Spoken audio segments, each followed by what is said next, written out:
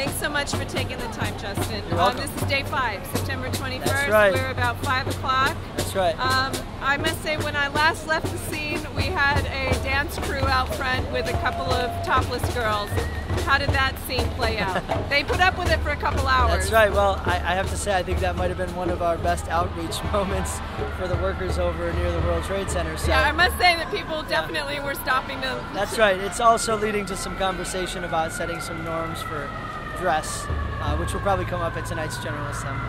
Yeah. Did they get arrested, or was there any trouble about it? No, it was peaceful. There was at one point a man who, one of ours, I believe, who was arrested on the sidewalk.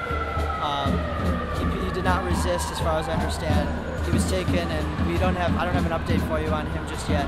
But from all accounts, and we have video that'll be up soon, if not already. Okay. From all accounts, he was just standing on a sidewalk, and the police came up and I guess arrested him for blocking the sidewalk.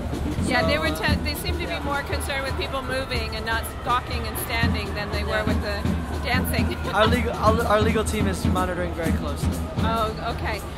Any other updates? How do you feel it's going? I've heard from other people that you're going to get a whole infusion of new talent on Thursday. We have a whole new infusion of talent every day, and we're getting a very nice new feeling of self-organization and self-policing here, where people are starting to understand that we have to be aware of how we're perceived by the local neighborhood and by the press, and so we have a sort of self-policing going on.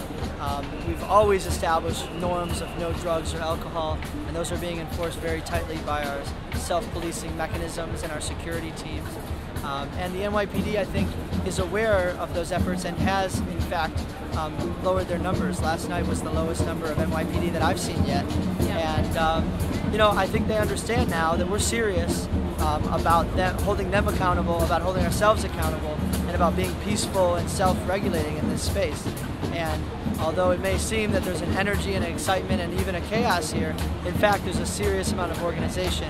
And not only the organizing committee, but also the extensive working groups and General Assembly structure is very strong and is keeping a very, very peaceful and organized encampment here. It's the general theme that passers-by, people watching this video, should know about the message you're sending to the world. Yeah. I think the general theme, and you see this in the faces of the people passing by, is there's something growing here. There's something building.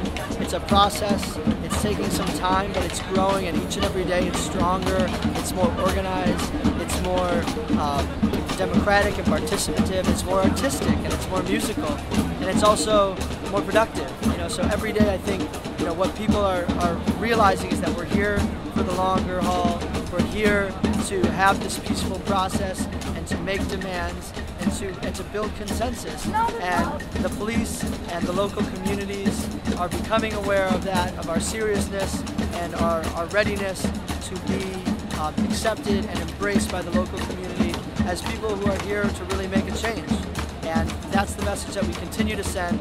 And in the coming days, I think you'll really see that our vision and our mission will become much more clear as the work of our General Assemblies and our working groups clarifies and really comes together. Well, I think that the message of corporates having too much power, people wanting a voice, the 99% that are underrepresented, is one that does play to a very, very large audience. In fact, you see it here just in the people who do come in. Each person has a different viewpoint. What unites you? And what unites you? I think, above everything, what unites us is that we're all here because we want to find unity and we want to find agreement about changes that we need to make in our society in order for it to be more equitable, in order for it to be more just, in order for it to be more participative and more artistic and more beautiful.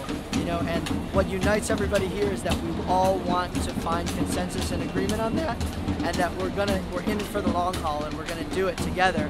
We're gonna remain peaceful, we're gonna remain strong, we're gonna remain organized, we're gonna remain fun and exciting, and we're here, and we want you to join us. And that's what's happening, is people are coming from all over. Are you getting people with jobs? I mean, I am seeing some people who come in late at night, early in the morning, and then run off to their day jobs. Absolutely. Absolutely. We have people coming, people who work on Wall Street coming to us. They're coming to our business partners who have been feeding us and telling them that they want to show their solidarity and send us food.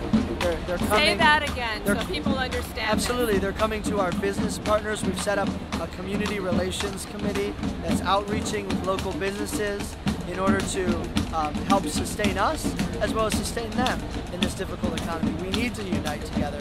And so businesses are coming to them and saying, hey, we want to show solidarity too. Can we send some pizzas over there? Or what is Occupy Wall Street? What's happening there?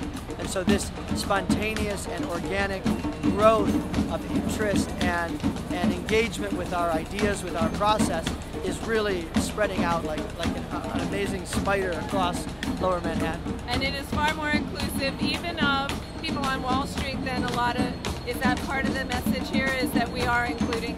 Yeah, I mean, I have to say I've seen more ties in this camp today than any day yet, so All right. we'll see.